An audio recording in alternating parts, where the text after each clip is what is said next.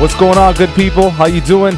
Eddie Gray here at your service, covering the Logic User Guide. Hopefully this transmission finds you well. Hope this finds you in good health, focused on what it is that you need to learn so that you can experience that which you want to experience, and hence you can achieve all the goals, aspirations, everything you've ever wanted to do now. Let's get right into it here. Usually what we do here is if something has not been cleared up, or maybe I just want to put in a little bit more detail, I do go over some of the concepts that may have been brushed over. So in that case, I'm going to just jump right in here and talk to you about two things that came up, which I thought were pretty fascinating. Not a lot of information out in the market, but if you dig in deep enough and if you're connected to the right sources, you can find what it is you need to find. So I want to go over trails. I know we talked about that in the automation preferences and what exactly it means. And so if I hover nice and tight here, when you copy a region, the trails are just the automation points that are essentially happening after the region. Now, if you think about it, we don't really associate the trail with the actual region data, but in this case, if you enable this option, you will get that to accompany any and all movements when it comes to automation. So if you copy a region over, or if you just simply move it over, then you will be able to access that. So if we look at logic, this is found inside of automation. Include trails if possible. Right below that, we were also dealing with curved editing, and I was looking for a way to describe it. Stepped editing is easy. It's essentially what you're looking at right down here. But stepped editing has a different behavior altogether. If I create a couple of automation points and then I hold Option while the pencil tool is set as my primary tool, it really does act kind of very different. So I'm holding Option now, and so you have to play with it to kind of really get the gist of it, but it certainly is not stepped editing. So this is what stepped editing looks like, and that's fairly easy to understand. But as soon as I hold Option, this turns into, you have to hold Option first and then create your point. It turns into something different altogether. So I want you to play with that and see if you like it, if it even makes sense in your workflow. One of the things you could do is essentially just select the automation itself and then drag it over. But there is something to the fact that if I don't have anything selected and I simply just hold Option and drag this over, I can move everything all at one time. So, this is a game of inches. I often say that on the channel, and you have to pick what you think is going to take you there, right? So if we're running a race, you're against 8 other competitors. You know all their times, how fast they're clocking in, and so what is going to get you across? What's going to get you there a little bit sooner? What's going to get you there faster, but also what's going to get you there, period. And so you got to figure out if this is stuff that you need to learn for yourself. My job here, Eddie Gray, the Logic Sensei, is to just give you the information, give it to you in the best way possible in a package so that it is digestible, it makes sense, and then we'll kind of continue on with this conversation because it's just a never-ending one at that. To be clear, I am on Logic 10.6.1, still on Catalina for compatibility purposes. I always want to make sure that if I don't have to, I don't upgrade. I have updated the laptop. Everything seems to be working okay. There are some compatibility issues with plugins, but generally speaking, we're moving. Everything's looking good, feeling good. So I want to go ahead and get this started here. We're talking about preferences in Logic Pro, and we're moving into the control surface preferences. So to access your preferences, you want to go to Logic Preferences. And why would you do this? Well, it's just like anything, right? If you are going to drive a car, not saying you're going to sit and read the entire manual of a vehicle, although it wouldn't be a bad idea if that was something that you were into. But you got to think about it from my angle. If you really wanted to drive that car and drive it well and be the best driver possible, of course, this is a silly example, but just kind of, hang in there. Of course, you would need to know everything about the car, how to operate the filters, and how to when to refill the transmission and things of that nature. So in the same way, the preferences are global settings that you may have to access. The deeper you get into this game, the more that is entailed. Right? Maybe when you first started, all you had was the musical typing keyboard, and all you did was tap buttons on your laptop. Of course, then you bought a desktop, and then you bought some high-end speakers. Then you bought 2 MIDI controllers so you can operate a little bit more efficiently, and one controller is going to operate all your sliders and your rotary knobs and your on and off messages, and then the other one is strictly for performance, and so you can learn assignments and control plug-in parameters within the keyboard. And so all of this has to be kind of taken into consideration. And so if you're really going to be well-rounded and be able to tackle any job with efficiency, with fluidity, then of course you have to learn this. There is no question about it. Have there been some that have made it across without doing all of this work? Absolutely. Without question. There are exceptions to the rule. But generally speaking, you want to impress your clients. Do you want people to look at you and revere you and respect you as somebody that is legit? Then believe me, this training is certainly worth it. As a reminder, I do have 10 free Logic Pro courses coming up. We're calling it a Logic Pro Bootcamp. And so if you want to learn this information without having to watch the hundreds of videos that we've put out, thousands of hours of content, which thank you so much for providing that and for supporting the channel. Really appreciate it. Thank you for all the super chats, all the support that we've been given here. Very grateful, very mindful about it. But we figured that not everybody is going to be able to digest this information, right? So we simply may not be in a position where we can just take all of the time to watch. So we decided to condense all the information that we've been learning about, we've been watching here on the user guide, and put together a comprehensive training that can facilitate a great learning experience. So if you want to become a Logic Pro Power user, go ahead and email support@hfmusicacademy.com. We're taking early registrations. These are free courses. You're not going to have to do anything. There's no attachment. We just want people to learn. We understand this is a window of opportunity. Prior to everything that's going on, I don't even want to say what's going on because I don't want to feed into it. But prior to all of the current events, everyone was busy. Now there is a massive focus on learning. And so we want to make sure that we are a contributing factor to society and modern creatives everywhere. So if you're interested in learning Logic Pro, learning it in the best way possible, we're providing the best resources in the world. That is not a joke. I'm serious. I'm putting together these courses. I'm super proud of them. And no one does it like this. Not a single entity right now. So I'm going to get into it.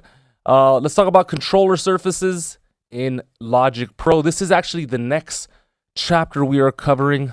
I'm sure that we will start that sometime, perhaps Saturday or Monday.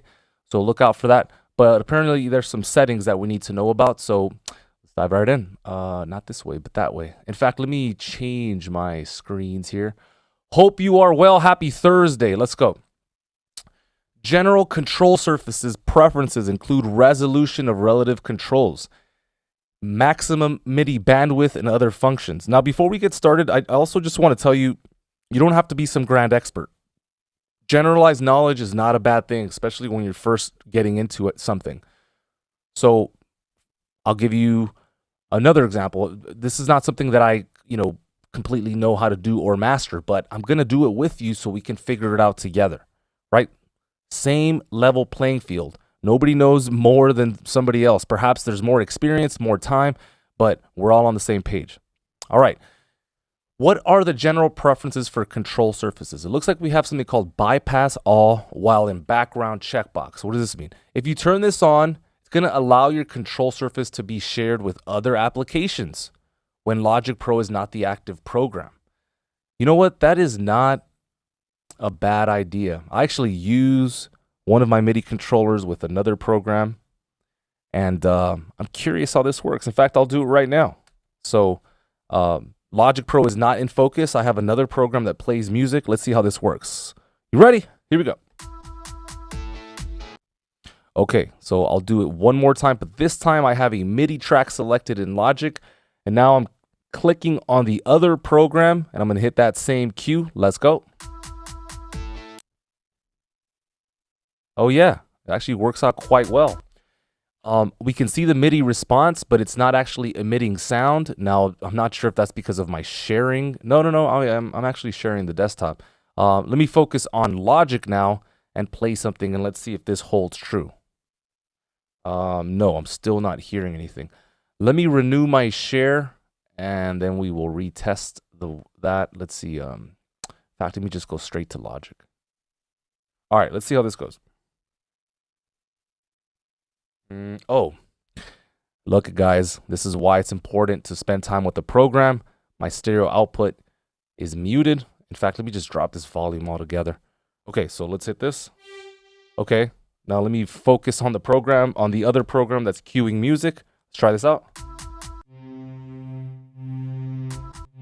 Yeah, so that's not necessarily working the way I thought it was. I thought it was going to literally stop all of the playback functionality. You see, my MIDI controller is not only controlling Logic, but another external program. And so I thought that would do it. Let me know if you find something to be different. But in my case, turn on to allow control surface to be shared. To be honest, I had this off and it still worked perfectly fine. So yeah, I'm not seeing the connection here. Bear in mind, I also use a third-party MIDI interface, so it's not going directly into my computer, and so that may be another factor. If you find something different, please leave a comment in the chat so you can be a contribution to all the various Logic Pro users all over the world. I'm always blown away by the people that I get to meet, and sometimes it's just like the most fascinating thing to see how they understand the program. And look, guys, we're Logic nerds here, so this is part of it, right? We just love the program and how it's been developing for the last, I believe it's 30 years now, believe it or not. Okay, what is resolution of relative controls? Looks like you can drag to set the resolution of controls that change values in a relative manner. The default resolution is 128 steps. Choose a higher resolution value to divide the value range into finer increments. Now, because there's not a lot of information here, right? There's no preface that's telling me kind of what we're going to control exactly. And so I'm not sure if they're referring to the way that my controller is essentially controlling the various MIDI parameters. So I'm still kind of working my way around here. For example, you can see at the moment that I am controlling track number 2, and I am slowly turning the rotary knob. Looks like it's going in increments of 0.5. So if I somehow change this, yes, and I go to not 128, but I don't know, let's do something ridiculous. And does this change the behavior? It seems to be working exactly the same. In fact, it seems to be decrease. Yeah, so it actually is worse. It's going by almost 1. So maybe this is less resolution and this is more. We're about to find out. So if I move this way now, this seems to be working in increments of 5 or 2. Yeah, that's 0.4, 0.2. So yeah, I actually saw a correlation. Maybe I'll try this one more time just to be sure. I do wish we had more information to corroborate. So this is, let me see, that was 0.4. What was that? Let me see, 3.2 to 3.9, 0.7. Was that 0.5, I think? 0.5 again. So it seems insignificant regardless of where I put it. It doesn't seem to be, I mean, it looks like it makes a nominal difference. So I'm just going to set this to the default, which is 128. If it ain't broke, don't fix it. All right, maximum MIDI bandwidth. What is all this about? Drag to set the maximum amount of MIDI bandwidth that your control surface can use. So right now it's set to 50%. Should be suitable for most situations. You can adjust the value if MIDI or automation playback is being affected. Okay, so actually I like this kind of stuff. Give me some advice, right? Give me a suggestion, especially if I'm new. I understand that I've been doing this for 7 years. I remember back before I was doing this full time, and if I had attempted to read this, I would have certainly stopped a long time ago. It's only because I've read all of Edgar Rothermick's work, watched every single video series on logic out there, trained with some of the greatest logic minds that I'm here today, doing what I can for you. And let's be clear, the only reason I'm here is for you. So thank you for all the support. All right, so let's see. Let's pretend that I'm having issues with MIDI controllers, and so then I set this to 100. I don't know if this is more or less. Sometimes things are backwards in the world of the DAW. I'm going to assume that this is more, and yet it doesn't really seem like it's making a massive difference. It seems a bit just wayward. Hold on, wait, I may have something here. This is increments of 4. Nah. And by the way, this could just be the fault of my MIDI controller as well. I'm also going to set this to 50. I just option click to reset the value. What are all these options here for? Let's see. Looks like I'm touching fader. Turn on to select the track corresponding to the fader when you touch a fader on the control surface. This feature works only with devices that have touch-sensitive faders. I do not have touch-sensitive faders. We're talking about some of those Behringer controllers, things like that. Control surface follows track selection. Okay, what's this? Turn on to automatically select the corresponding track or channel on the control surface when you select the track in the tracks window. What? Okay, so hold on. Got a lot latency. Oh, hold on. Okay, so not sure. Automatically select the corresponding track or channel onto the control surface. Well, are you saying that if I don't do this, it's not going to read my MIDI controller? That's simply not true. So yeah, not sure what this is about because it was already on, and I do not. Whenever a track is selected, the control surface changes its banking so that the track is displayed. Okay, so I think this has to do with external MIDI devices that can change banks.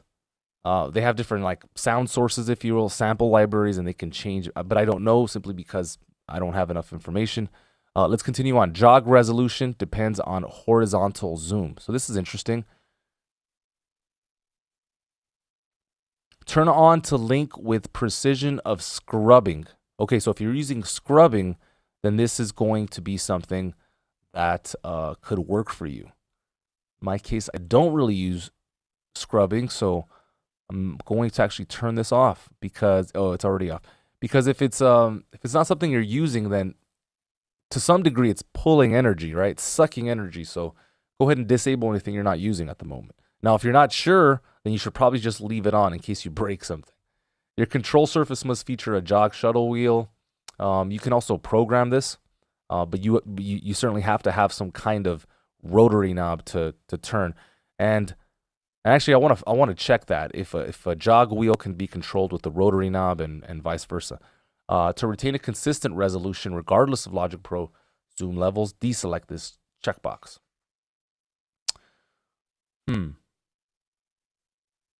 Again, I don't use it enough to really care.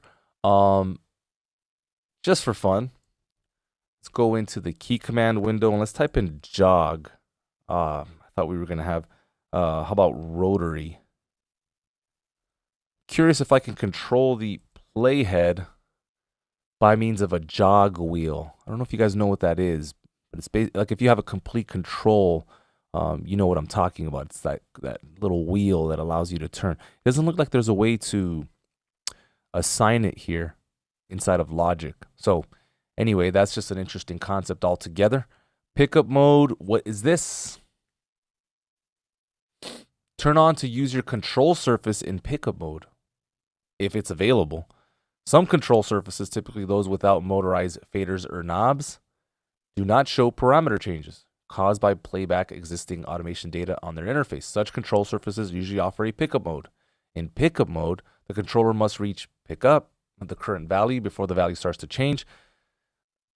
I wonder if this has to do with automation, but let's continue on. This feature prevents sudden jumps of parameter values caused by playing back your automation.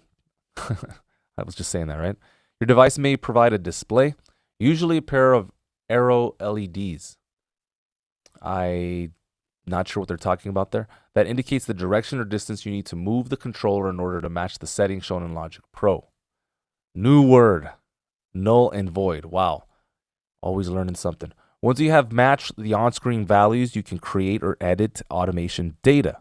When pickup mode is turned off, so if we turn this off, what happens? Adjusting a fader modifies the parameter immediately, which can result in parameter value jumps. I don't know if any of my control surfaces have this. By default, looks like I have it on. I'm going to turn it off and see if there's any difference whatsoever on my end. I can't imagine this is something I'll experience at this particular moment, but sooner or later, I'll have to remember this. What's the next one? Flash, mute, and solo buttons. But you got to be ready for that, by the way. You have to be ready for the breakdowns that may occur. You have to be ready for any and all challenges that may come. So if you're ready to take that on and kind of be that responsible and be that accountable, then do something like that, right? Because I'll remember this moment. It's on record, and I'll be able to go, oh, yeah, that's probably what's going on right now. Okay, so flash, mute, solo buttons, checkbox. Turn on to make the mute and solo buttons on the control surface blink. All right, so look, I certainly do not have this. So let's turn that off, because if I'm not using it, then for why, as they say. Something I will say is that, you have to figure out what works for you. And it's probably a better idea to have less stuff, less plugins, less, and really learn that stuff extremely well. And then if you are going to make an upgrade, if you are deciding to perhaps invest in the business, then you might want to bring in one new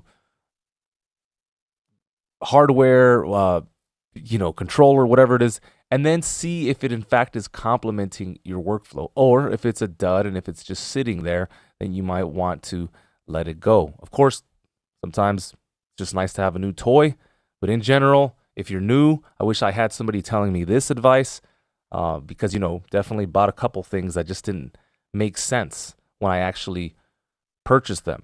It was better on paper, right?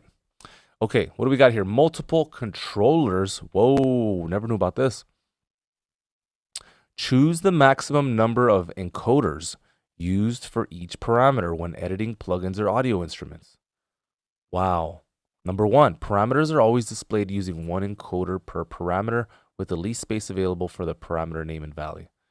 Number 2, on each unit, encoders 1 and 2 are used for the first parameter. Encoders 3 and... Whoa. They're going deep.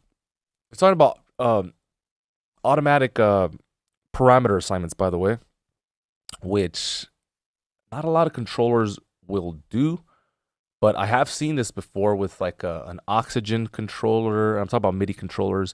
You hook them up and right away, Logic knows what to do. It's pretty amazing. I did see this with the Machine MK3. I connected it. It just, everything was turnkey. The Launchpad actually does have that relationship as well. I think you have to download a driver or something like that. But anyway, looks like there's something going on here. Let's see if there's anything else that's useful. The more controller surfaces you have, the more you benefit from this feature. Okay, I think that's worthy of a highlight. I do wish we had some more information on that. I'll do the usual here. I'm going to take a picture of this. Only when all parameters fit on one page. To turn on, use the defined number of encoders only when there are sufficient encoders. Okay, so you can see they're talking about mixing controllers here, not necessarily MIDI. So there might be a disconnect for me here. I just want to throw this out, but it says here 11 encoders remain unused because the Mackie has 13 parameters, and so out of 24, there's 11 that are not being used. And so let's see, a plugin with 11 parameters is shown. 2 encoders remain unused, as do the inactive encoders. So yeah, this may have to do with mixing control surfaces and not necessarily for anything else. Okay, you can set this option separately for instrument and plugin parameters. Controller assignments button. Click to open the controller assignments window. Controller assignments window. Hold on. Oh, here. All right, so this window can also be found under Logic Pro, control surfaces, and controller assignments. You'll see all the various tools that I have here at my disposal: Machine MK3, Launchpad Pro. And so this is where you get to assign all this. I'm very excited about this chapter that's coming up, to be honest, because I've never really spent the time learning this kind of stuff. For me, it was all about the navigation, understanding the various features, the transport, all the windows. And so now that we're really going deep, I've been studying MIDI Transform the last couple of weeks, been studying MIDI environment. So much to learn. Very deep program. So very cool. What is the rest of this? Show value units. Is this going to be clarified here? I think I might have missed it. It doesn't. It seems like it's an updated thing. All right, let's go to help tags. Does this? Are they referring to these help tags or some other help tags? Let's find out. I doubt it's these help tags, because remember that we assigned over in display general help tags. So I'm just curious to see what they are going into. You can change the way the help tags are shown on control surfaces that feature programmable display with more than 6 characters. Control surface help tags show additional information during use. Yeah, this is very, very foreign. Like, okay, so where do I see this? Do I see this when I'm holding something? Yeah, let's continue on here. Turn on to show the full parameter. Okay, but where is this all being viewed? Is this being viewed inside of controller assignments? Right, that's kind of what I'm talking about. Trying to get some more info. Some illustrations would be nice. Pictorials. Turn on to show the long name in the LCD.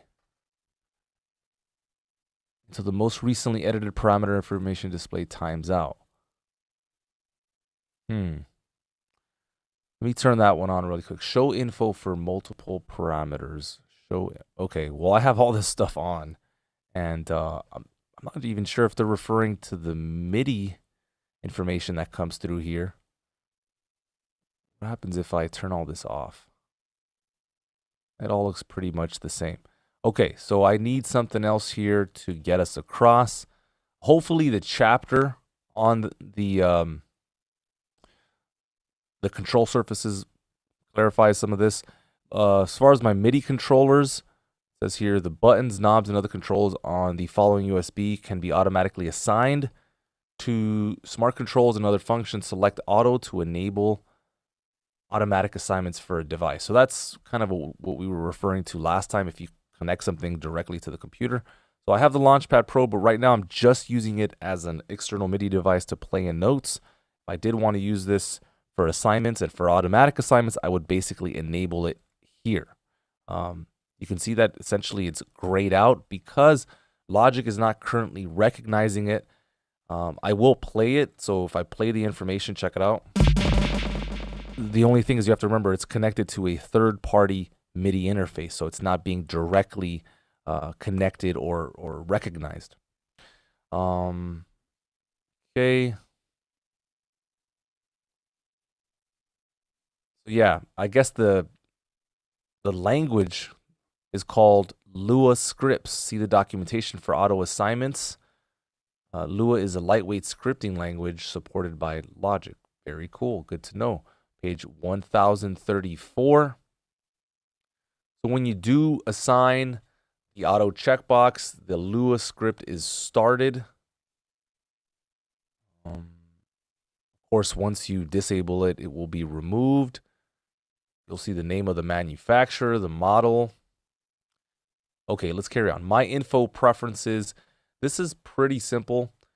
When you do share your song, Logic Pro is going to use this to identify your songs when sharing them in all the various sharing features. So if I go to File, Share, we can share to what used to be called, I think, Apple Music, now called Music, SoundCloud. You can email this to somebody, to yourself, Mail, and then use AirDrop and send this over to GarageBand. So this will have some metadata embedded in the link. Okay, as far as advanced preferences, it's something we've been talking about for ages. If you want to use Logic without the training wheels, then this has to be enabled. If you're not using surround sound, you can go ahead and disable that. If you're not using the score editor, go ahead and disable that. If you are completely in the box, there's no reason for you to have control surfaces on as well. So turn off stuff because it's just taking more juice. Under control surfaces, it says allows experts to create, it's funny it says experts, to create new and edit any functional detail of existing control surface systems. Excited to get into that very soon. See, I do want to read about surround. It says when selected enables all features for surround. Note that this requires a surround speaker setup. Okay, so that right there is the proof in the pudding. I do my best to give you the very realist information on the channel and really on all the interwebs. So again, there may be some misinformation. That never is obviously the point. The point is to grow, to learn, to evolve. But you know, if I mention something, it's because I do think it's the best choice possible. Same thing for score, right? If we're not going to use it, I'm not saying if you want to learn it. If you want to learn it, you should leave it on. But if it's not something you're going to do and you're just being honest with yourself, then just go ahead and disable that. For control surfaces, ability to edit. Okay, nothing new here. All right, my good friends, let's get into project settings. We will take a small break, get a word from our sponsors, and I'll see you in a little bit.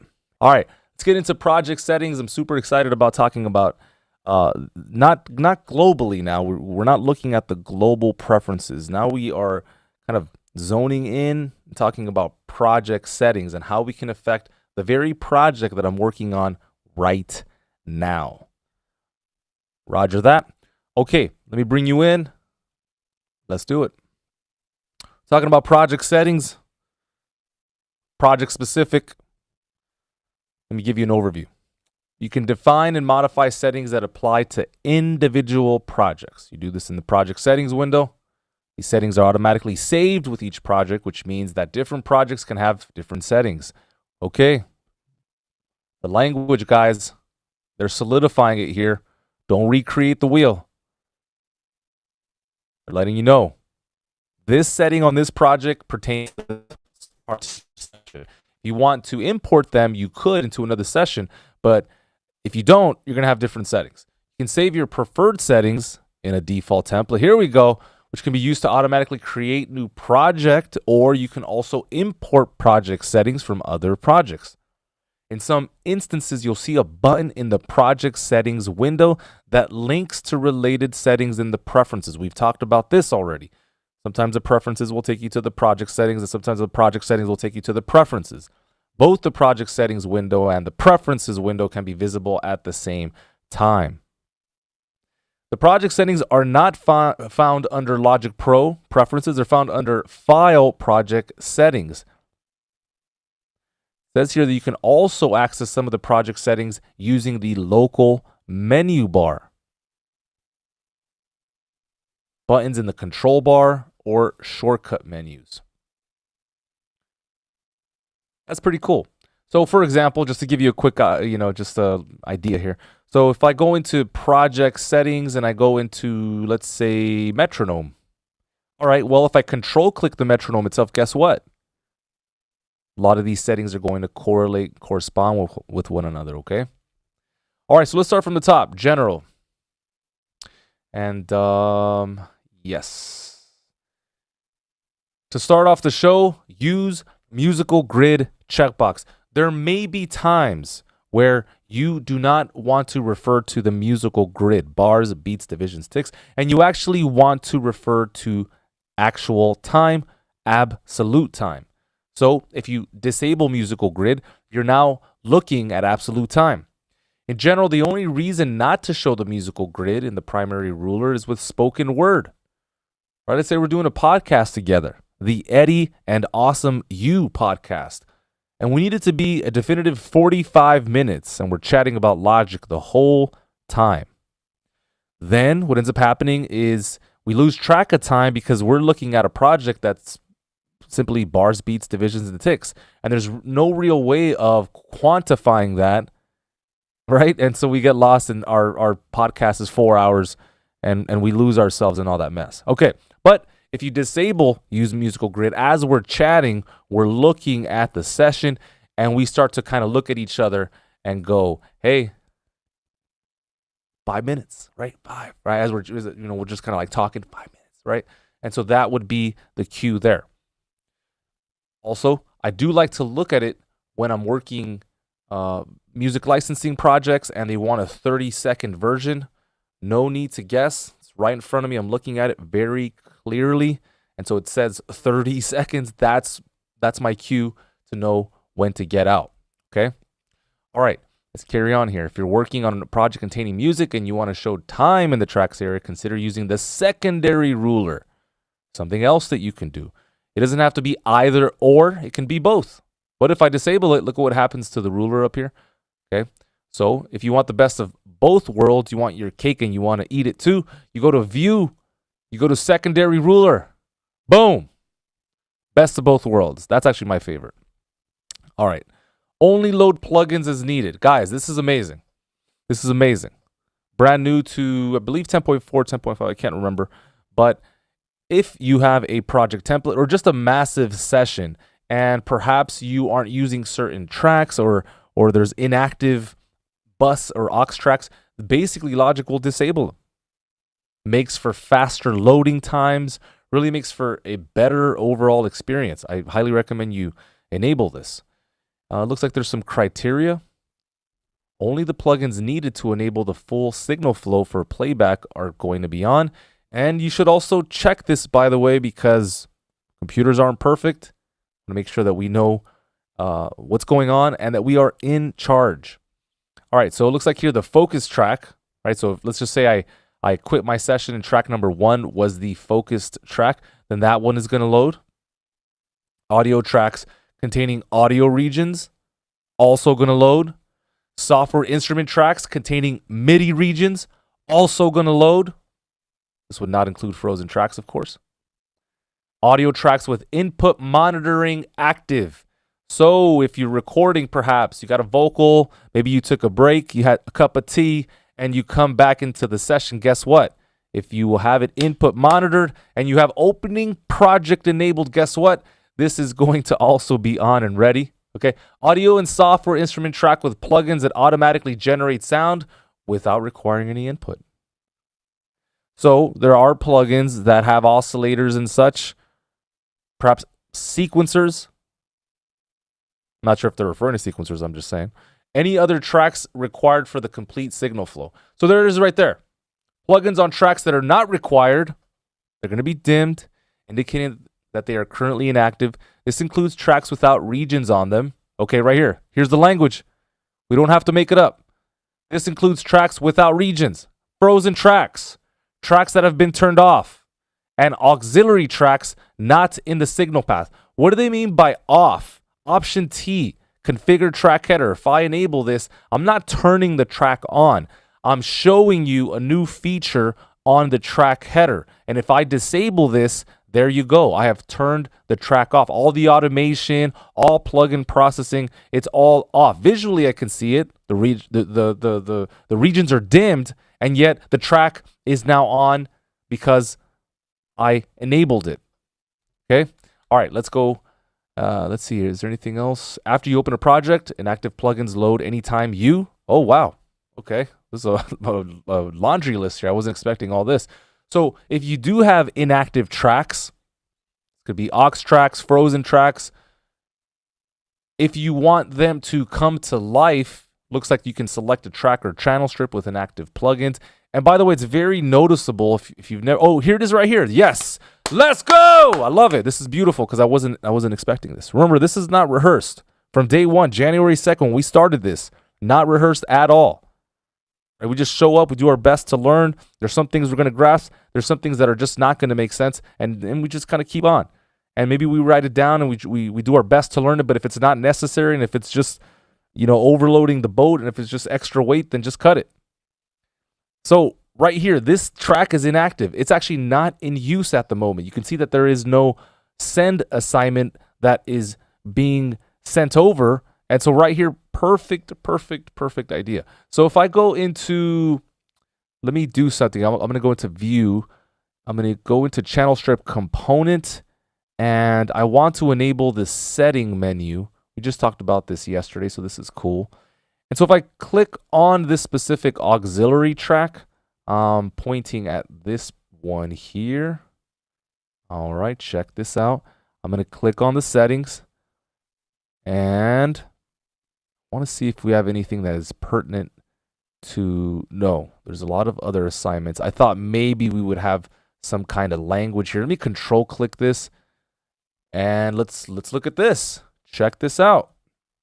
To reduce project loading time, plugins are loaded automatically for project playback. Plugins not yet loaded appear inactive. Adding regions, selecting a track, clicking on a plugin is going to activate this on the channel strip. Roger that. Okay, so now it did. Oh, can I Command Z it? No, that was not the intent. All right, it's all good. But you saw it, so I'm good. All right, so yeah, unfreezing tracks. You can click a plugin on an inactive track or channel strip. Click a plugin, click the EQ, the compressor, add an additional output, record enable, yada, yada, yada. Do something and you will turn it off. Oh, if tracks are turned off and you try and do something, I guess except turn it on, basically they will remain inactive. So it is a significant time saver. This is why you're doing this. This is why you're watching the channel. This is why you're sharing this one time over. Because you're like, yep, love the series. This guy's on point, helping me out here. Doing it every single day, 6 days a week until we finish. Promise remains. So if you're opening complex projects, large number of tracks, you need this. It's going to efficiently allocate your computer's resources, which can help guard against audio dropouts or other glitches. Cool. What else? Region automation takes priority over track. Okay, let's look at that really quick. This one's really interesting. And if you know automation, if you know the program, then this is actually very helpful. So if we enable this, all region automation is basically going to take priority over track automation. We know there are two types of automations in Logic, the track as a whole, and then region automation, the individual regions within that track. Now, bear in mind, one track can have one region. So please do not misunderstand what we're saying here. For example, track number 1, let me close a couple things here, has how many regions? 1, 2, 3, 4. So in this case, I have 4 different regions. And so if I hit A, not only do I have track automation available to me, available to us, I click here, you can see that now I am utilizing region automation. What's the difference?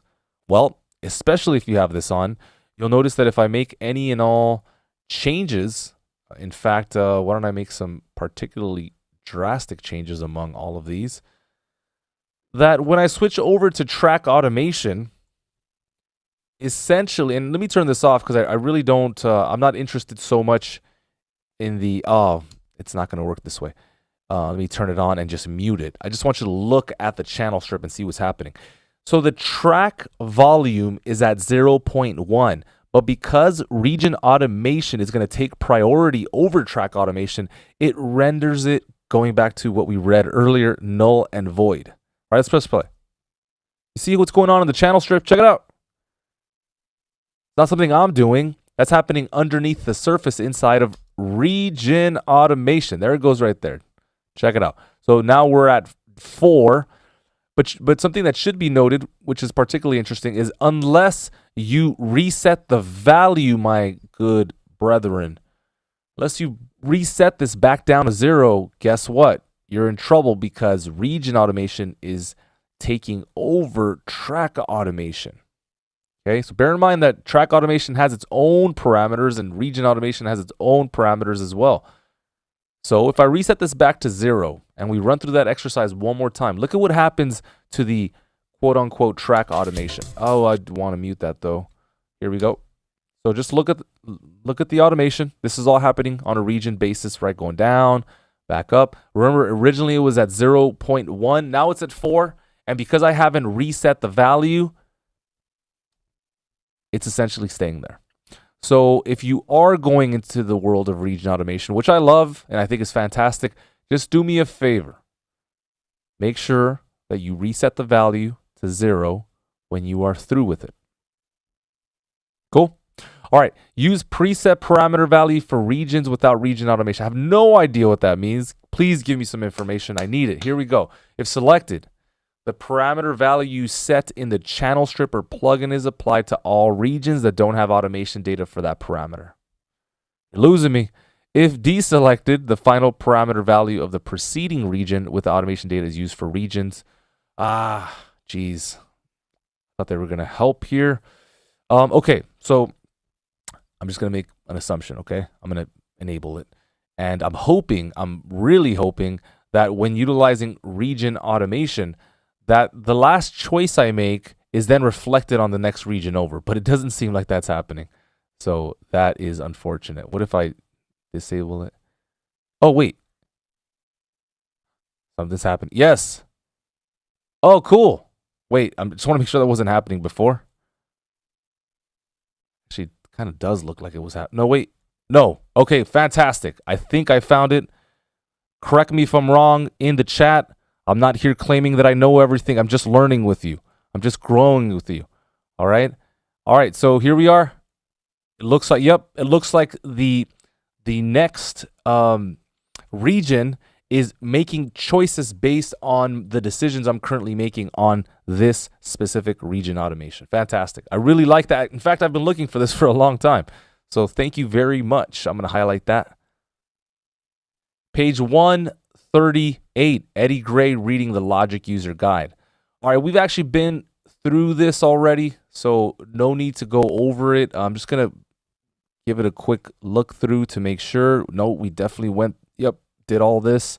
Yep, did all this. Okay, moving on to metronome settings. Let's see here. By the way, if you're curious when we went through this, if you go into the synchronization video, you will find it there. Hope you're well on this fine Thursday. Thank you so much for being a part of this. We're just about to the end of this, and it's been really cool. Something that I'll definitely keep in mind and always remember. So much learning, so humbled by the program, and I have so much content coming soon as a result of it. It is going to be a blast. So yeah, keep subbing, keep sharing. Let's go into metronome settings. All right, metronome settings. Metronome project settings combine all parameters for speaker click, MIDI click, and the Klopfgeist, a virtual metronome. Klopfgeist can be used in addition to or in the place of the speaker and MIDI click sources. What do they mean by speaker click? I know what they mean by the Klopfgeist, the metronome. So I'm just curious. I know that you can also have like a third-party source control your click, and that's the MIDI click. Anyway, let's read more.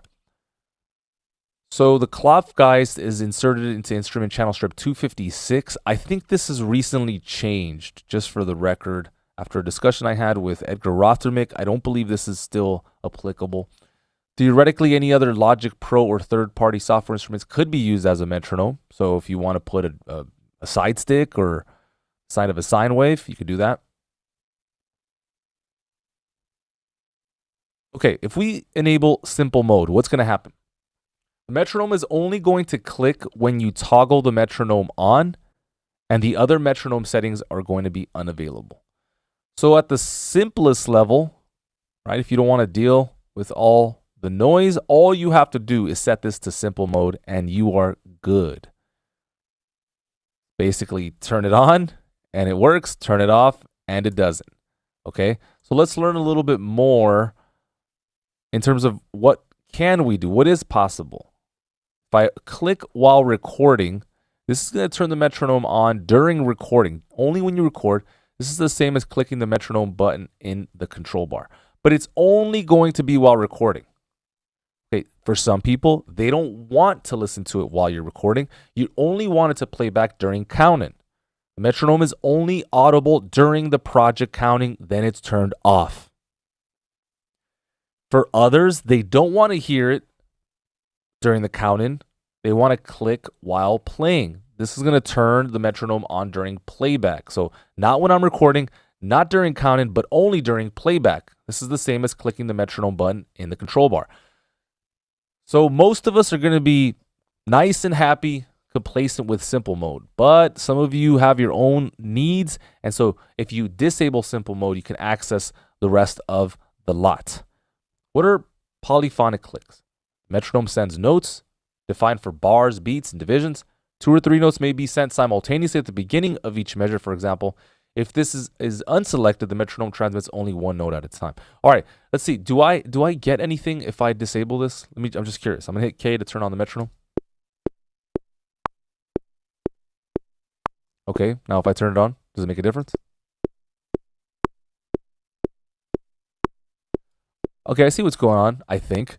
I believe it's sending 2 signals here, and here it's just sending 1. And even though there's a different pitch on the 1, so for example, 1, 3, 4, 2, 3, 4. 1 is a little bit higher. 1. But if we play this, it's playing both the monotone note and the higher pitched. Why is that important? Well, I assume if you're playing metal or something like that, math rock, speed rock, even just complex jazz, sometimes it's nice to hear, the click in a kind of unorthodox way, so you can really hear, a 1, 2, 3, 4, 5, a 1, 2, 3, 4, 5, a 1, 2, right? Different time signatures, things like that. So anyway, let's continue on. The audio click turns the metronome on or off. So if you want to enable that, if I hit the key command K, does that correspond? No. In fact, hold on. Let me press play. Oh, this is a good troubleshooting tool. If your metronome is ever off, you probably turned it off by mistake inside of the project settings. Carry on. Note field defines the note number of generated notes, the velocity, the tone slider. Tone slider is pretty cool because I can make this a higher pitch without changing the volume. Let's check it out.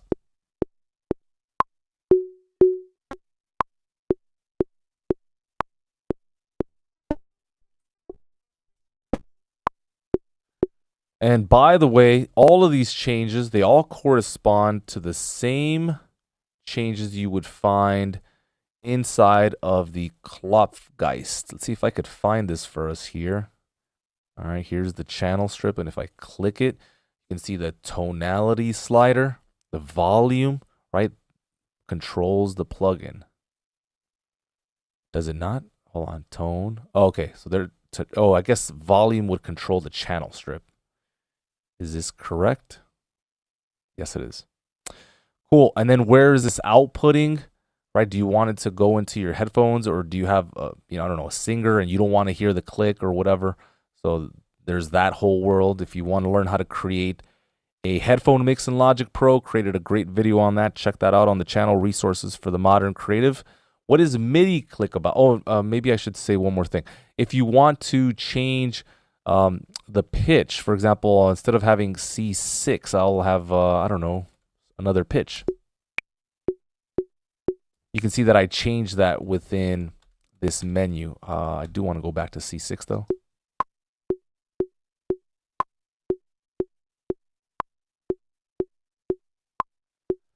Okay, I'll change the beat. So on, every one, I'm going to change that tone.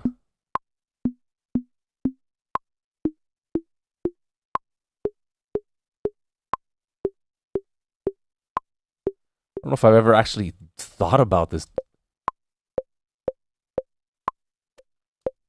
It's kind of an interesting concept altogether. Cool. All right. So, look, everybody's different. As long as you know how to set this up, you don't have to be some grand expert or anything. But, all right. So we've gone over all of that. Did I miss one? Yep. I don't have divisions on because I don't know. I think it's cumbersome. Let's listen to it. Yeah. 1 E and a 2 E and a 3. You hear that? It's almost kind of musical in a way. But I suppose if you're playing metal or fast music, this could be really cool. But yeah, I'm leaving that off. What's this MIDI pop-up menu? Is this the same thing? No, MIDI click, port. I'm trying to look for the right side here. MIDI click. I'm not seeing anything. So you could change the velocity of all of these. So that's pretty cool. I guess I'll change this one. Can I change this?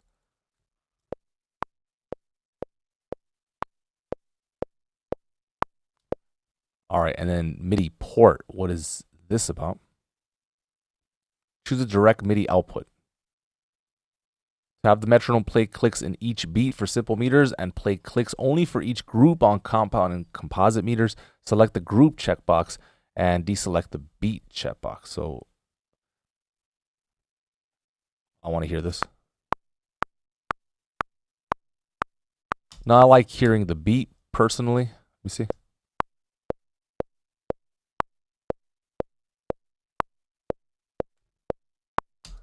Yeah, so I guess I'm having trouble understanding why you would use group.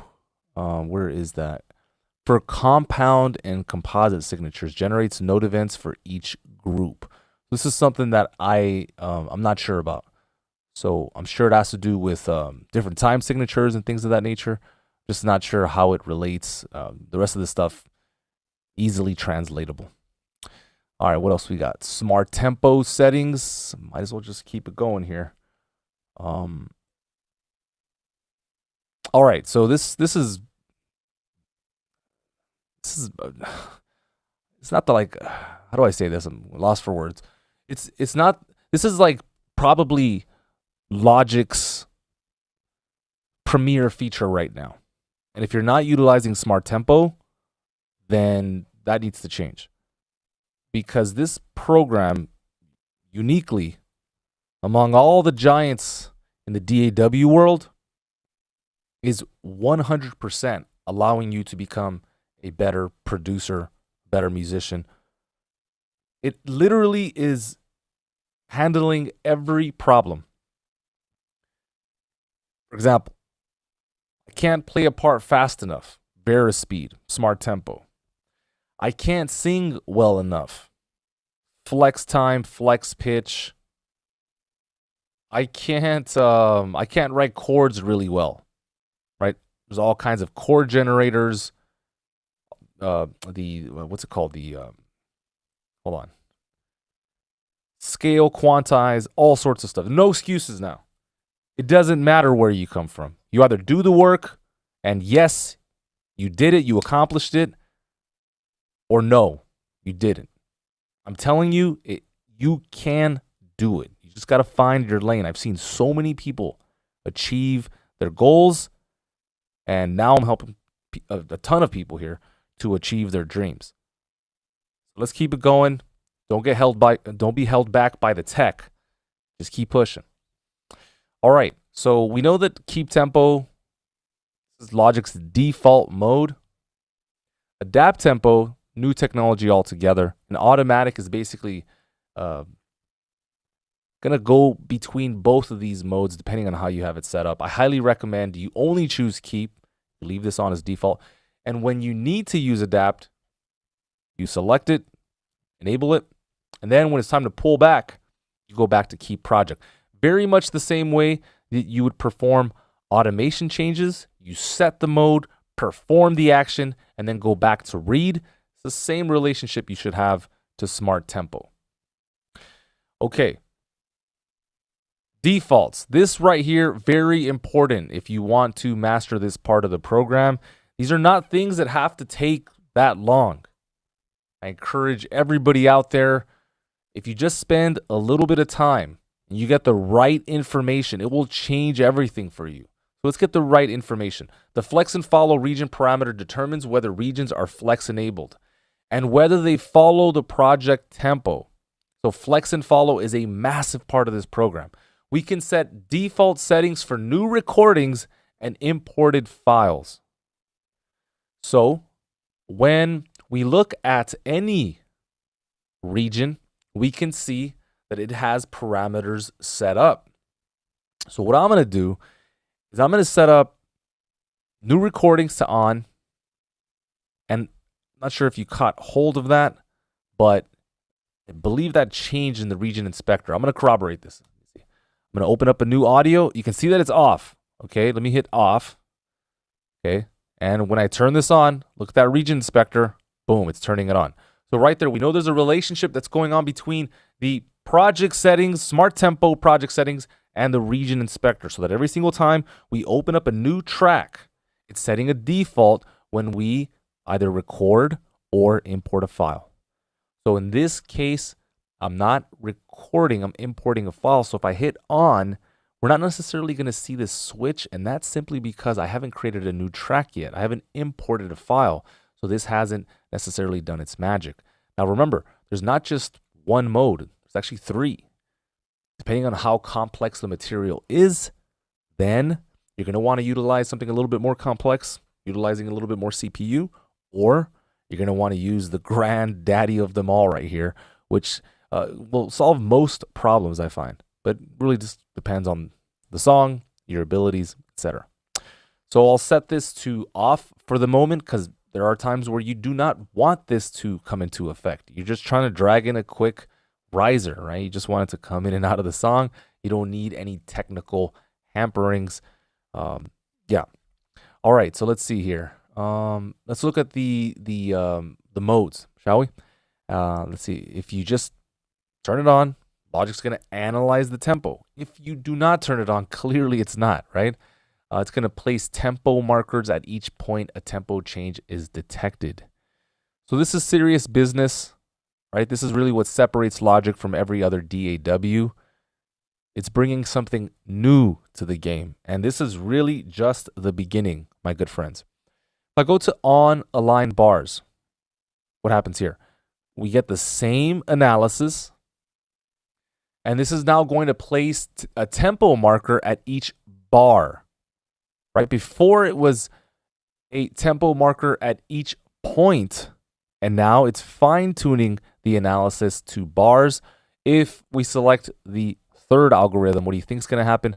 It's going to go ahead and place that tempo marker on each beat as well. Okay, so really fine-tuning the analysis. This last option here basically is going to cut any dead weight, right? If there's a space on your file, it's just going to cut it off. And this is pertaining to importing files. I'm not sure if it pertains to recording audio files. I believe it does, but let's see. Let me go ahead and turn this on. Let's go to on. Let me pretend like I'm going to record something, but I want to make sure that I drop the volume all the way. Hold on. I don't want to bust any ears here. Let's go to input 5. I'll solo this. Let's see. Check. 1 2 1 2 1 2 1 2 1 2. All right, so let's see if it cuts that dead space. No, it didn't, right? So we thought, oh, yeah, it should have cut, but it didn't. Why not? Maybe I'll do it again just for fun. And this time, maybe I'll go to a more complex algorithm. I'm going to be silent for 5 seconds.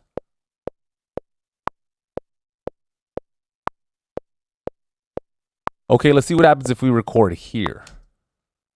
No. Can you check for me on your side if this is an error? Because clearly it's an option, so there's something going on my end. It's almost time to upgrade. I'm not looking forward to it, but I have a lot of safety measures. Yeah.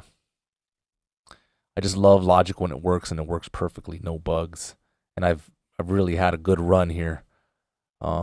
Okay, but if I import an audio file, let's see if I could find something really quick. I'm gonna hit Shift Command I, import. Let me see. I guess I'll go into my favorite samples, perhaps. It's looking like it's not gonna let me choose any of that. What about go tos? Whoa, what's up? Why is everything dimmed here? What's going on? Am I not on an audio track? Yeah, that should work. Shift Command I. Come on now.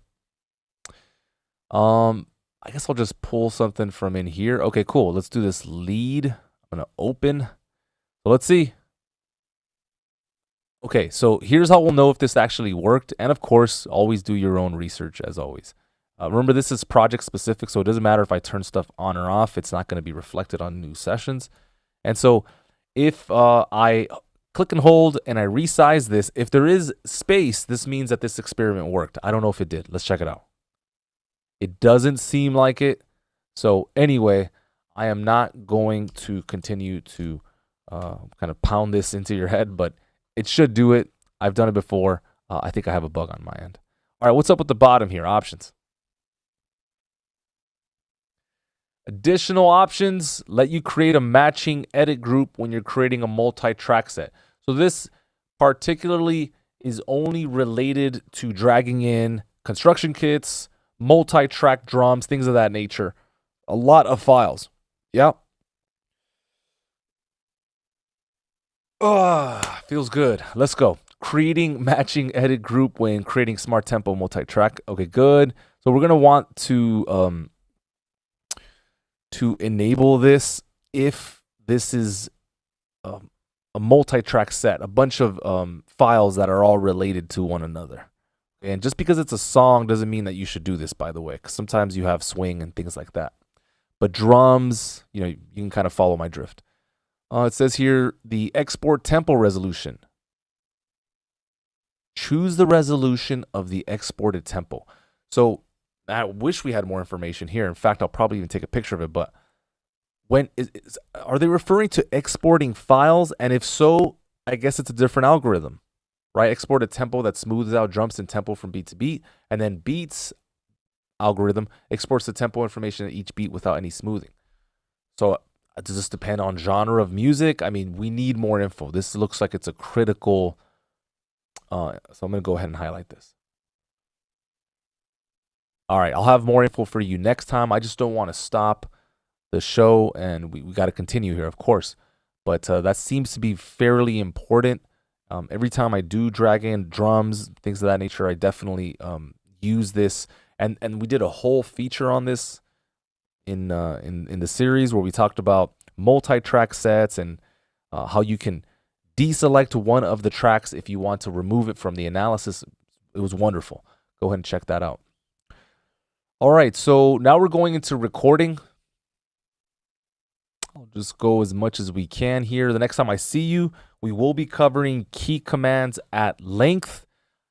If you do go over the chapter, it is super long, so we're not going to cover every single key command in the world, but we will, in fact, go over my favorites, when you should use them, and then how you should use them, the context, right? Because one of the benefits of watching this is not just that you're getting facts and getting some world-class education, but a big part of it is just the when, right? Okay, I got the part, I understand what it does. When do I do it, right?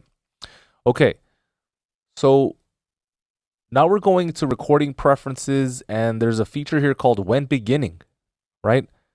So you can choose a count in. I wonder if this is directly related to the count in up here. We're about to find out. I'm sure it is now that I think about it.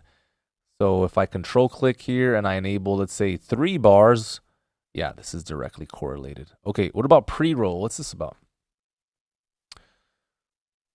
When selected, You can set a pre-roll time in seconds and milliseconds. When recording, this value is deducted from the current project position. In my estimation, I believe that this is kind of happening anyway without turning it on. Let's check it, shall we? So let's pretend, going back to my previous example, again, I will have the volume down because my microphone is connected here. Okay, so if I hit record, check 1, 2. What I'll do is I'll have this set to a bar, right? But I'll be talking before it actually theoretically starts recording, which is after a bar, which is 4 beats. Let's see if this is true. I'll start talking now. Check 1, 2, check 1, 2. 1, 2, 3, 4. 1, 2, 3, 4. All right, now bear in mind, I don't have any pre-roll, but if I click and hold and I drag this out, you can see that it was actually recording pre-roll. So let's listen to this. Oh, well, here you go. I'm going to put this on very lightly. I'll start talking now. Check 1, 2, check 1, 2. Okay, so you can see that we're not making this stuff up. So what does pre-roll do then? I guess I'll try this one more time. So, I don't know, let's try 10 seconds or something. Let's do something ridiculous. And I guess if I'm going to do that, I'll change the count in to 4 bars. All right, let's see what happens now. In fact, I'll leave this on as well, just for fun. All right, so theoretically, we should have 10 seconds of pre-roll. Let's see how this goes. 1, 2, I'm just going to keep talking from now, the very beginning. Just seeing if this is actually recording. Now we're at bar 9, right? We're going to keep going to bar 10. We're going to keep going here to bar 11. We're going to keep going here to bar 12. We're going to keep going here to bar 13. We're going to keep going to bar 14. All right, so I was really talking throughout that whole bit. And if I select take 2, okay, so take 2, and I go ahead and flatten this particular take. Again, moment of truth, click and hold. Oh, so look at this. It was recording from all the way back here. So if you're somebody that needs pre-roll, this is how you do it. 1, 2, I'm just going to keep talking from now, the very beginning. Just seeing if this is actually recording. Now we're at bar 9, right? We're going to keep going to bar 10. All right, so there it is right there. I'm going to turn this off. I don't see myself using it at this juncture. The fact that I can, this is something that you actually have to turn on by your own volition. I thought it was just something you could leave on in general, but it doesn't work that way. All right, allow tempo change. What's this about? Records all tempo changes made while in record mode. Okay, so let's say your song has a drastic tempo change from like 120 to, I don't know, 90. See if I could bring this down. As we're transitioning, it's recording that. It's embedding the metadata in that transition. So obviously this only pertains to very, very unique situations. So you're not going to have to turn that on until you do. Auto colorize takes. What does this mean? Well, when we create take folders, my good friends, now rather than them coming out stale, right? It's always that same sterile blue. Now, in fact, I'll just do it right in front of you. Let me go and turn off that volume. And the only reason I'm turning off the volume is just to take care of our ears here, okay? We got to be responsible while we're doing these lives.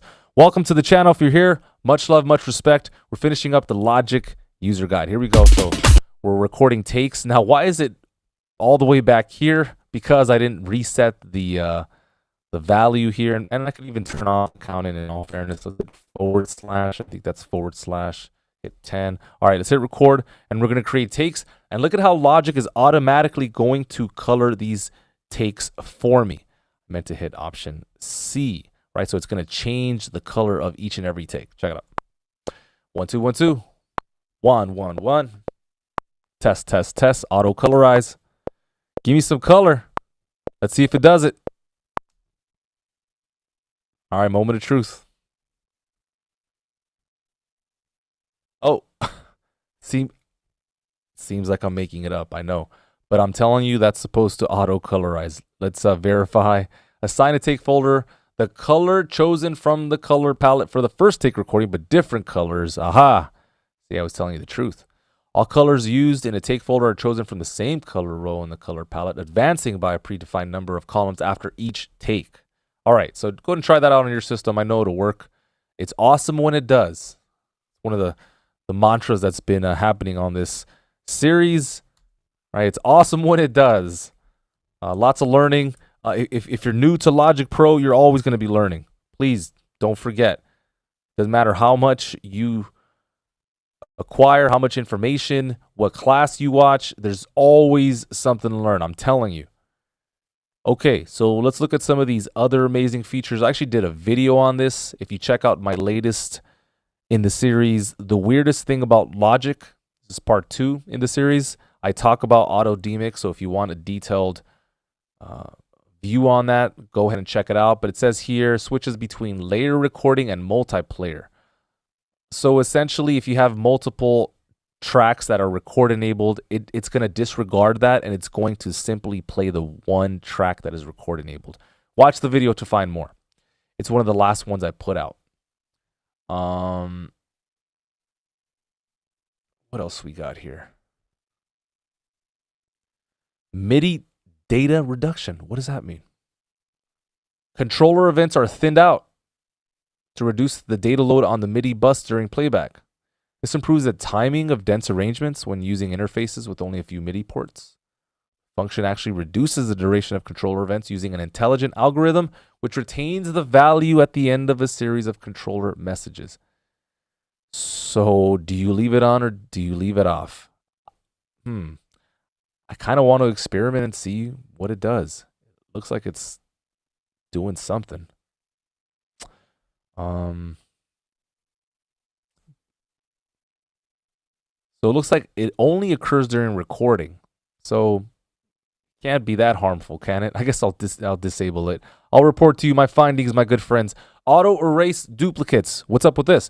With this selected, playing or adding a note to a MIDI region.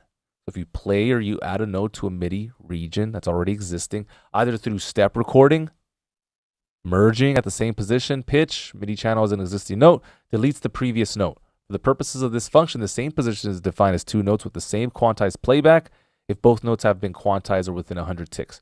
Okay, I'm not sure if this is what they're referring to, but if you mistakenly hit something too many times as you record, I think basically it just is going to delete it.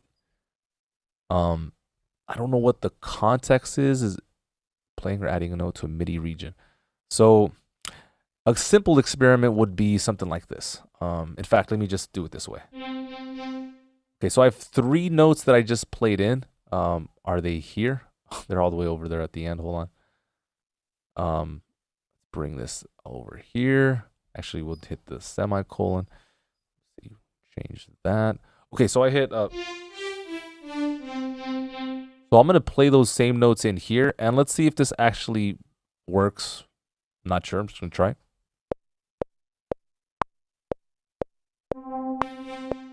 Okay, so theoretically, I hit it multiple times, so I could try and overwrite. If I hit, let me see, looks exactly the same. It looks like nothing was deleted. Look, there's those 3. In fact, let me resize this. Here's Shift Command Z. Hold on. Yeah, it looks like they're exactly in the same place. Yep, exactly. What about this one? Okay, so not sure what this does. I'm sure it's well-meaning. I'm sure it has, good intentions, but it's not giving me the stuff. So I'm going to take that out as well. Audio recording path. If you want to record your audio data files, take folders, what have you, and have this be distributed in a separate hard drive so that you're not basically loading up on a bunch of data on your computer. Some of us have all our systems, all our plugins within our computer. It doesn't have to be this way. If you want the audio recording path to be sent somewhere else, you can create that here within this part of the program. And some of the benefits are to just take away some of the weight and, just offload the resources that are being used on your computer so that an external hard drive is doing that work for you. All right, let's go into tuning. Another part of the program that I rarely enter. I do like playing with different tunings from time to time, but it really is, this is something that you would look into for alternate tunings. When you get away from Western music, again, this is not my forte, but this is where you would do all that. I know that for Indian music, this would be a must. And yeah, we're going to just kind of, looks like there's different tuning systems as well.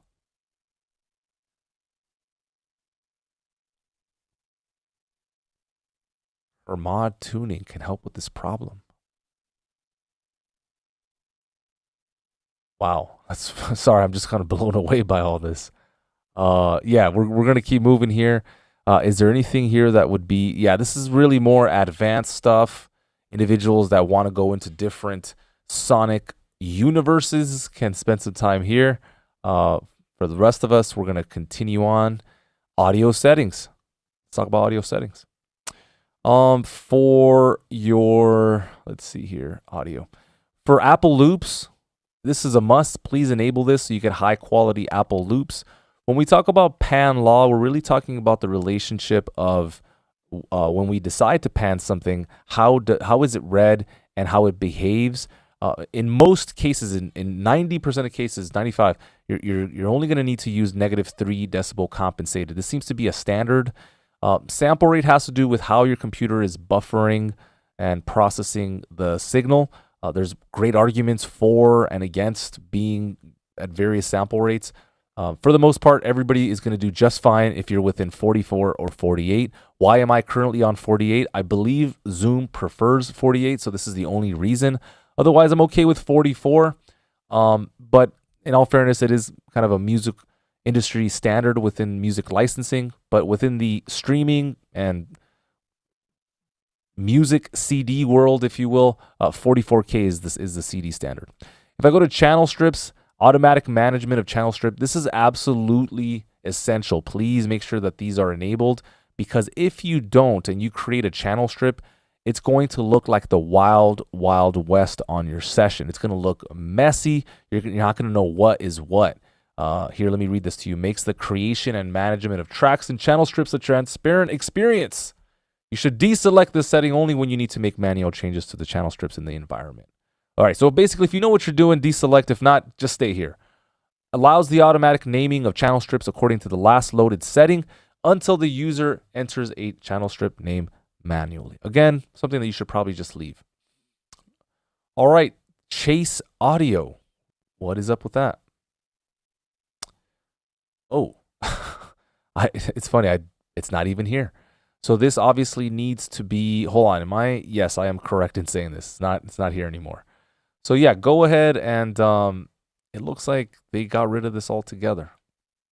I'm going to strike through. All right, let's keep going here. I got the time, I got the energy, and so you got to take advantage when you're on the marathon and you're running well, you got a nice stride, just keep it going. So let's go to MIDI here. Now we are going into MIDI settings specific to the project. All right, what do we got? Control change 7 through 10. What is this about? When selected, MIDI message number 7 controls volume, and number 10 controls the pan. Is mine on? No. Okay. Do I want it to be on? I guess yes. MIDI 7. If I can find one of my controllers, give me a sec. Is this gonna work? Doesn't look like it. All right, let me turn off this microphone before. Always clean up, guys, when you're working on something. If you're no longer using it, try and clean up here.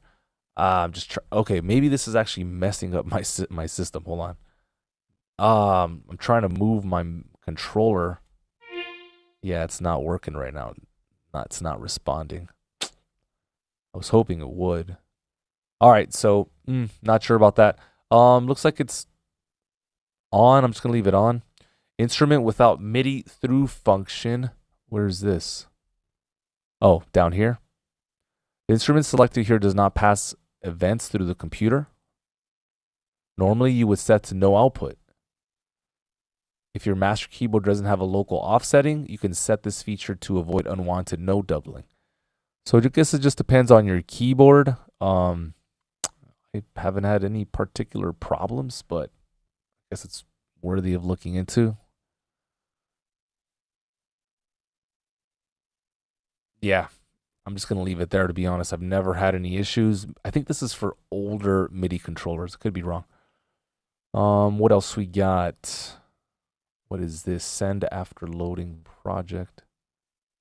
Wait, have they moved to input filter? All right, let's carry on. Input filter settings. Whoa. Hold on.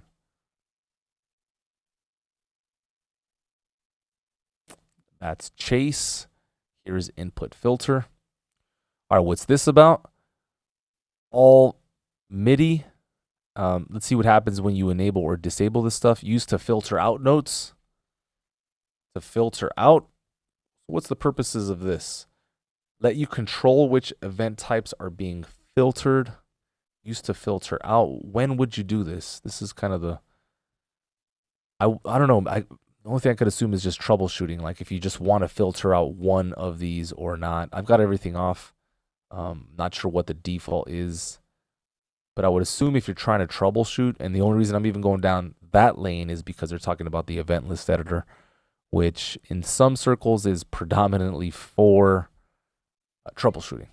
All right, let's go into chase settings here. So this is pretty critical. If you've ever played a chord and you start playing the playback like in the middle of that chord and you don't hear the chord, well, you can actually change that behavior if you just enable notes right here. So if you start playback in the middle of a project, some events might not be heard, right? What are we talking about? Notes, sustain, pitch bend. Using the chase events function, you can have Logic Pro analyze the project and include some or all of these events when the project plays back. So enable notes so you can take care of that. Is all of this necessary? I don't know. But let's try and decipher what could be helpful here. There's another checkbox right next to sustained. Let's see what this does. So this is going to assign no transpose in the inspector. I believe that's the, maybe it's the region, or let's see here. Region, no, the track inspector. You see where it says no transpose? So that would be the equivalent of enabling it here under no transpose. So what does this do though? Can be assigned no transpose status in the inspector. Instrument channel strips can be assigned. So obviously if you don't want to transpose drums, which you shouldn't, I mean, shouldn't as a, like generally speaking, you shouldn't. This is a playback parameter that is ignored if the region containing the instrument note is started midway through. Okay, so I think basically if it's going to avoid transposition if this is on. That's what I'm guessing. Program change, sends any program changes. Pitch bend, sends pitch bend events that immediately precede the playback. So that's important if you have a part that has a bunch of pitch bends. Aftertouch, control changes, right? All that MIDI information. What's meta events? We talked about this. It's like a cousin, a distant cousin to MIDI. Transmits the most recent text meta event messages, and then chase separate channels. Scans for events on each MIDI subchannel. So this is if you have a wild setup. Most of us, I think, are going to have just simplistic setups, 1 or 2 MIDI controllers. Chase on cycle jump checkbox. What's that mean? It's down here. Scans for and sends all event types if the cycle start and endpoints fall across regions. I've never really had a problem with this, so I will, I guess I'll think about it, but I can't imagine this is also taking a lot of resources. Send full MIDI reset. Sends a MIDI reset before chasing, ensuring that all MIDI devices being triggered are set to their defaults. Don't know if that's important or not. It doesn't say. I don't get, you know, like an example of when this is applicable. So Let's carry on. Clip length. What is this about? I think I've ever entered this part of the arena. Lets you know how Logic is going to handle various MIDI messages at the end of a MIDI region. It's actually kind of cool if you think about it. Kind of like this one. Pitch bend, especially. I think I'll click that, enable that, so that when I get to the end of a region, if I was creating, let's say, a drop, you know, boo, or something like that, this would just reset back to 0. That might be cool. I can't say the same for the rest of these, so I'm just going to continue on. I don't use breath control a lot or foot control. Score settings.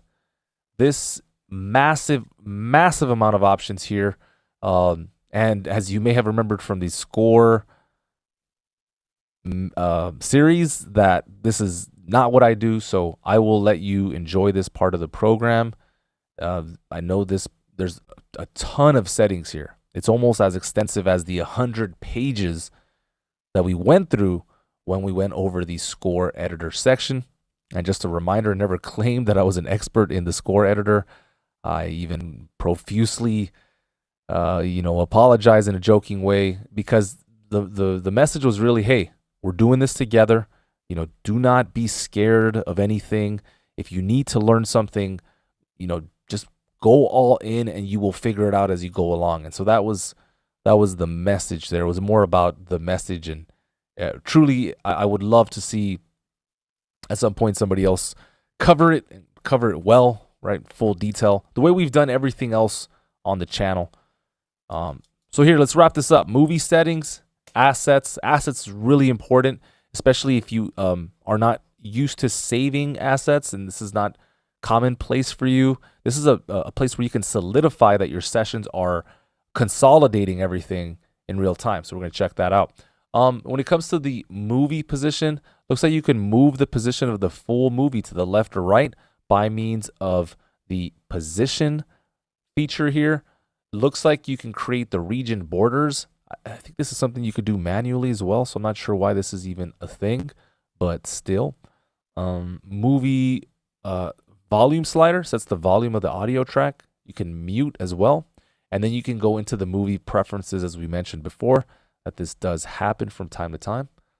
All right, let's finish up with asset settings.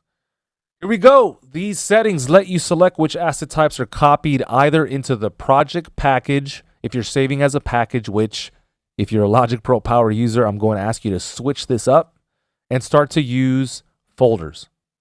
A lot more efficient, a lot easier to look at. Into a subfolder inside the project folder, depending on how you chose to organize your project when saving it. Ideally, you should save all project assets with the project file. But on certain occasions, you may not prefer to. When would you not prefer to? I find this very hard. I mean, the only thing I could imagine is if you have a bunch of movie files or a bunch of audio files that you are sending to another recording path. That would be the only instance. Otherwise, please keep all of your files, right? These are assets. Your songs, right? They can make you a tremendous amount of money. They can help you meet new people, make new contacts. So please keep them safe. Take care of your songs. Take care of your music. You can choose to copy the following assets. Please do. All of it. Audio files, I want you to convert audio file sample rate when you're importing. If selected, any audio files that are imported into the project are converted to the sample rate. Yes, please. Copy sampler audio data. Right? If you're using sampler in your session, the plugin sampler, yes, please. Using Alchemy, yes, please. Ultrabeat. Sales Designer. If you are using a movie, please copy the asset so I have it in my session. If I'm using the Apple Sound Library, please save everything, consolidate, yes, please. And then back up project to Gobbler. Is this still a thing? I don't even see it here. That's funny. I have to check mine. I can't imagine it's there. Is Gobbler still doing its thing? No. Okay. So before you ask questions, why isn't this set up? Well, this isn't my default template, right? This is just a track that I opened up. So just bear in mind, this is why nothing is on, but you should enable everything, regardless if you're using something or not. Just enable it so you have the necessary folders. The only thing, if you're not ever composing to picture, yes, you can deselect movie file. But other than that, please make sure it's on and make sure you're ready to rock. All right, my good friends, the time has come. Wanted to thank you for the opportunity to be with you. Today we are on page 1077. We will be covering key commands. I think I'll focus most of the session on that. I'm not sure how I will conduct it, but we will be focusing on key commands, and then maybe we will start to parlay into the world of, hold on, I'll take you there. Look at this. Gone over so much information. It's just awesome. So grateful. Let's see here. So after, you know what we'll do? We'll cover key commands, and then we'll cover the touch bar. If you don't have a touch bar, I got you covered. There's actually a third-party software application that you can use to mimic the behavior of the touch bar. After that, we go into control surfaces, and then we go into assigning hardware controllers, and then that's it. Absolutely amazing.